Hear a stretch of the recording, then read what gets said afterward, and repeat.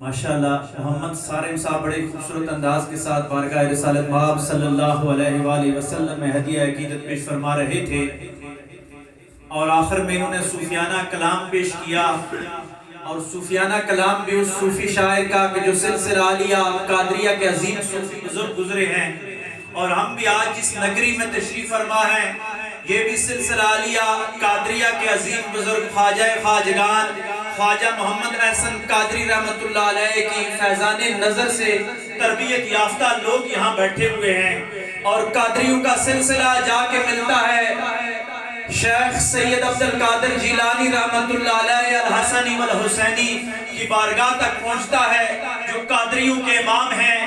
لیکن میں جس ہستی کا آپ کو واقعہ سنانے جا رہا ہوں، شیخ عبد القادر جیلانی بھی فرماتے ہیں کہ اگر میں ان کو اپنی حیاتی میں پاتا تو میں ان سے بیعت ہو جاتا۔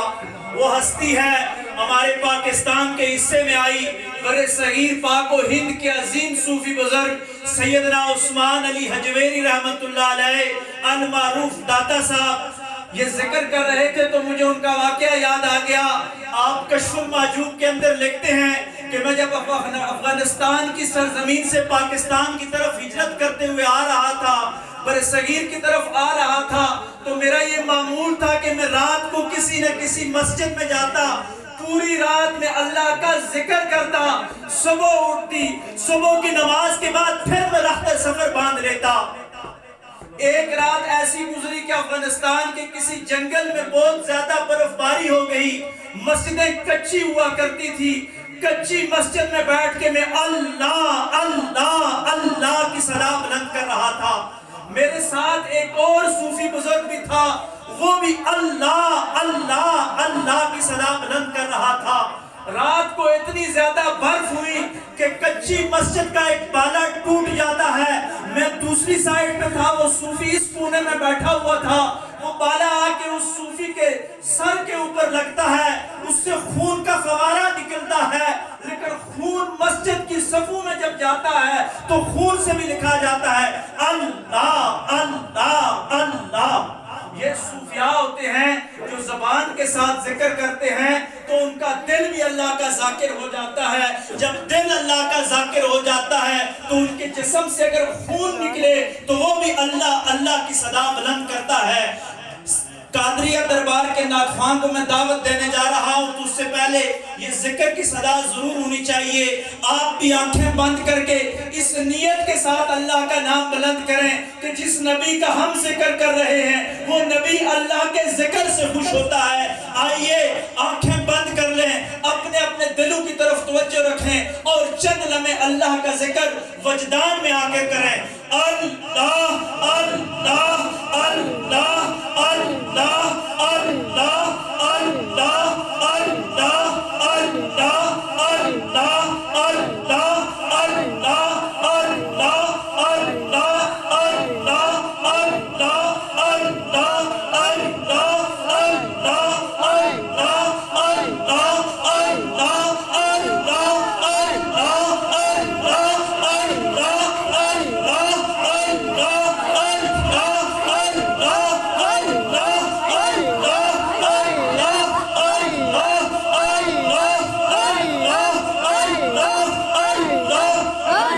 جلالہ و امن والہ عظیم الشان ولا الہ غیرک۔ اللہ اللہ کرتے ہو نظر آیا مجھے، اللہ اللہ کرتے ہو نظر آیا مجھے، اس میں جب گم ہوا پھر تو نظر آیا مجھے۔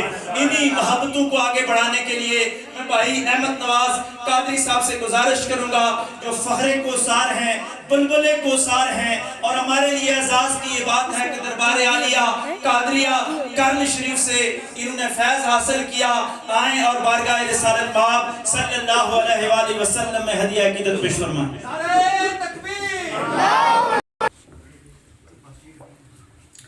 ماشاءاللہ بڑے خوبصورت انداز کے ساتھ بھائی احمد نواز قادری صاحب پہلے حمد باری تعالیٰ، پھر نعت رسول مقبول صلی اللہ علیہ وآلہ وسلم، اور پھر آخر میں غوث پاک رحمت اللہ علیہ کی بارگاہ میں منقبت پیش فرما رہے تھے۔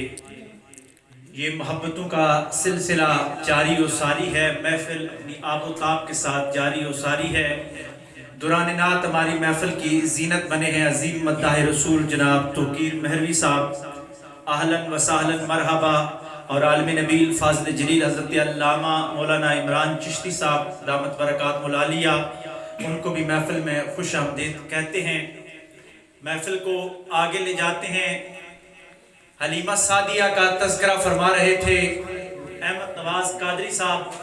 آقا علیہ السلام کی شان نثر میں ہو یا نعت میں ہو، یہ رحمت سے کبھی خالی نہیں جاتی۔ محبت کا ایک پیغام دے کے اگلے سناخان کو بلانا چاہوں گا کہ میرے آقا علیہ السلام کی ایک صفت ہے، آقا علیہ السلام کا ایک صفاتی نام ہے یتیم، یتیم صلی اللہ علیہ وآلہ وسلم۔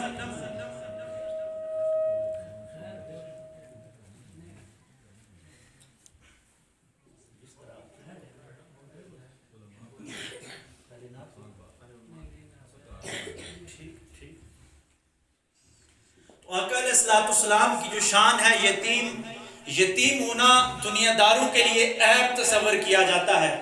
یتیم کے ساتھ ہماری دلی ہمدردیاں ہو جاتی ہیں کہ اس کا دنیا میں کوئی والی وارث نہیں ہے، لیکن یہ یتیم ہونا آقا دو جہاں صلی اللہ علیہ وآلہ وسلم کی صفت ہے۔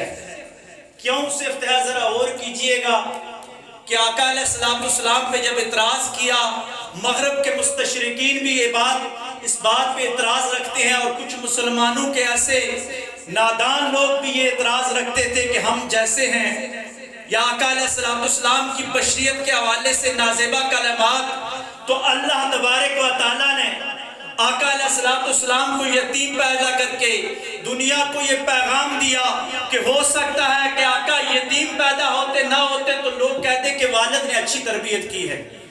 ہوتا ہے نا کہ اگر بچہ اچھا ہو جائے تو لوگ کہتے ہیں کہ اس کے والد نے بڑی اچھی تربیت کی ہے۔ پھر والدہ آقا علیہ السلام کی بہت ہی چھوٹی عمر میں آقا علیہ السلام کی والدہ کو بھی اللہ نے اٹھا لیا۔ کیوں کہ تربیت ہو جاتی تو لوگ کہتے کہ یہ نبی نہیں ہے، والدہ اچھی تھی، والدہ نے تربیت کر دی اور یہ دنیا کا بہترین لیڈر بن گیا۔ یہاں پہ بات ختم نہیں ہوئی۔ آقا علیہ السلام کا سگا نہ کوئی بھائی اور نہ کوئی بہن ہے۔ کیوں کہ بھائی ہوتا تو وہ کسی اور حوالے سے نہ صحیح، لیکن شریعت محمدی کے تحت لوگ یہ کہتے ہیں کہ باقی معاملات میں تو یہ نبی ہیں، لیکن وراثت میں تو یہ آقا علیہ السلام کا برابری والا ٹھہرانا۔ بھائی جب ہوا تو وراثت تقسیم ہوتی ہے، لیکن آقا علیہ السلام کا کوئی بھائی بھی نہیں آیا۔ اور پھر آقا علیہ السلام نے جس چیز پہ ہاتھ رکھا یا دست مبارک رکھا تو وہ چیز ادنا تھی، آقا کی نسبت سے اعلیٰ ہو گئی۔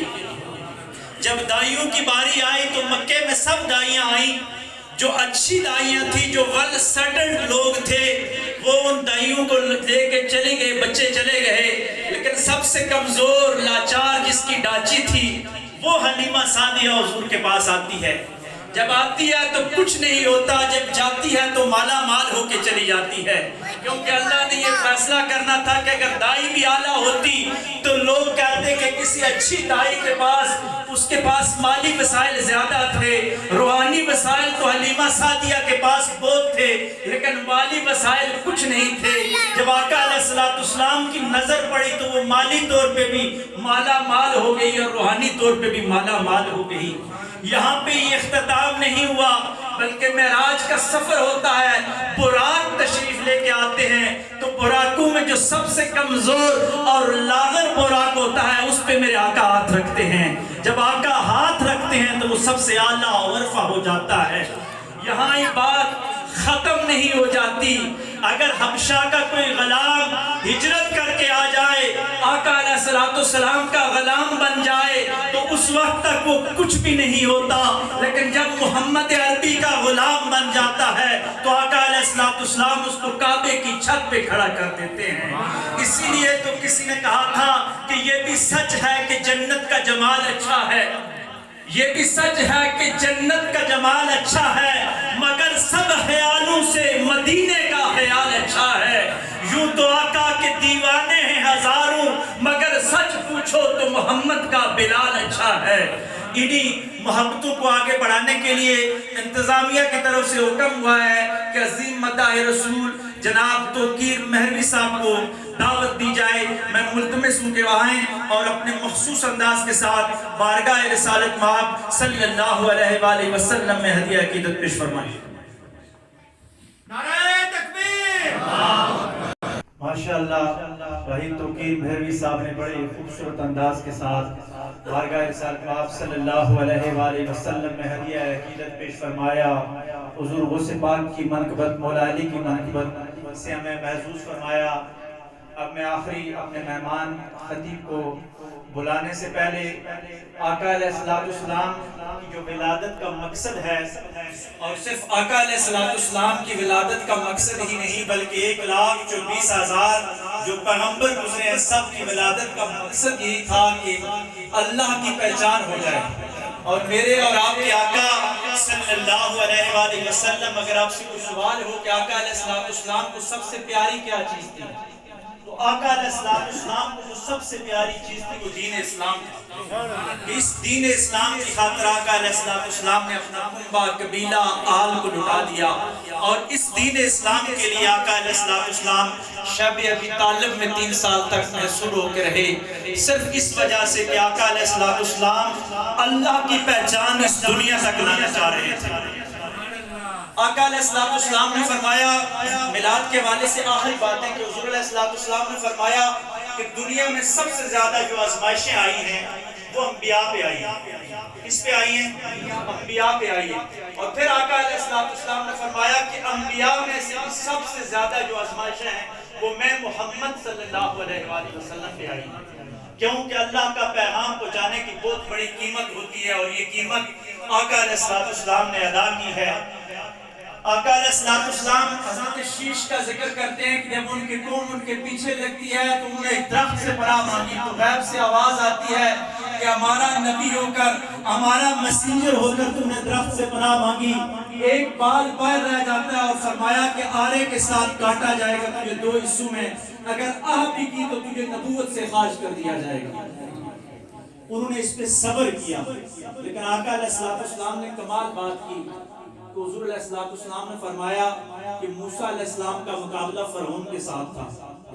فرعون بھی بڑا جابر تھا، لیکن حضور علیہ السلام نے فرمایا کہ میری امت کا جو فرعون تھا، میرے ساتھ جس فرعون کا مقابلہ تھا وہ ابو جہل تھا، وہ فرعون سے بھی بڑا تھا۔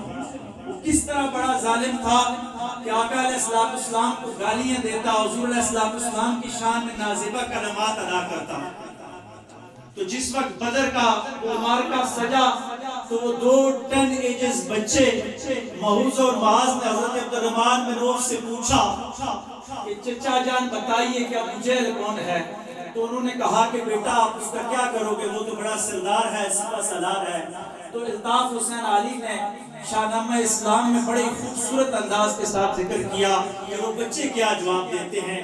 بچے یہ کہتے ہیں کہ مریں گے یا ماریں گے ناری کو، مریں گے یا ماریں گے ناری کو، سنا ہے گالیاں دیتا ہے محبوب باری کو۔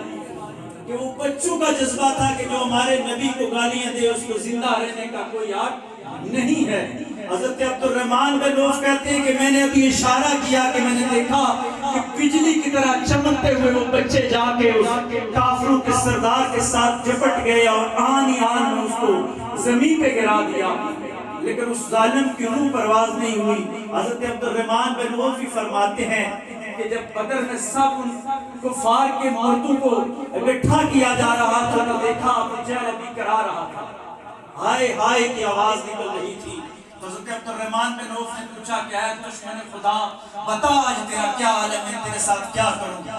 اللہ اکبر۔ اسی لیے حضور نے فرمایا کہ میرا مقابلہ جس فرعون سے تھا وہ بڑا سخت تھا۔ اس وقت ابو جہل کہتا ہے کہ عبد الرحمن تلوار پکڑ میرا سر گردن سے جدا کر، لیکن میری گردن ذرا نیچے سے کاٹنا، اوپر سے نہیں بلکہ تھوڑی نیچے سے کاٹنا۔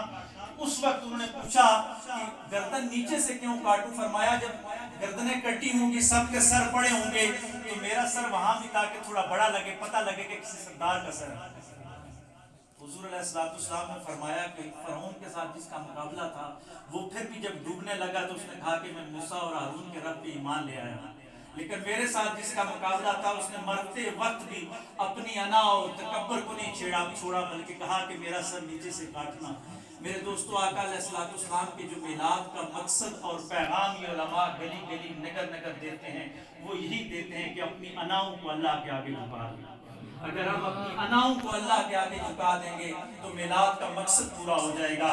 اگر انا رہ گئی تو پھر انا ہی ہوتی ہے۔ صوفیاء فرماتے ہیں کہ بندے کو جب تک انا ہوتی ہے، میں ہوتی ہے تو ڈوبتا رہتا ہے، جب میں ختم ہو جاتی ہے تو تیرنا شروع کر دیتا ہے۔ انہی محبتوں کو پھیلانے کے لیے جس طرح ہم نظم کی صورت میں، نعت کی صورت میں آقا علیہ السلام کے دین کا پیغام پھیلاتے ہیں، وہاں پہ ہمارے اوپر اللہ کا فضل ہے کہ اللہ تبارک و تعالیٰ نے علماء حق سے ہمیں نوازا ہے، جو اپنے ملفوظات سے ہمیں مستفید فرماتے ہیں۔ میں انتہائی ادب کے ساتھ گزارش کروں گا عالم نبیل فاضل جلیل ترجمان اہل سنت حضرت علامہ مولانا محمد عمران چشتی صاحب سے کہ وہ آئیں اور اپنے مخصوص انداز میں اپنے ملفوظات سے ہمیں مستفید فرمائیں۔ زوردار نعرے کے ساتھ آپ کا استقبال کیجئے گا۔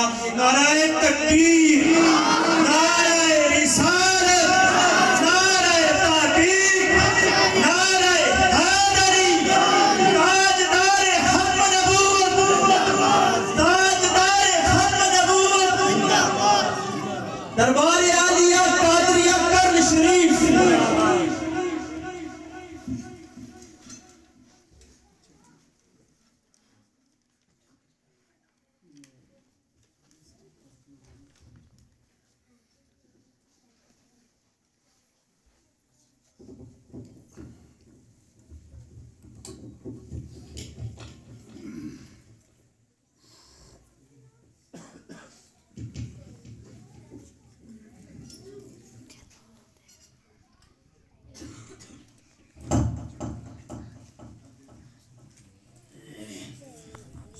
پیچھے ہو جائیں، بڑے حضرات آگے آ جائیں۔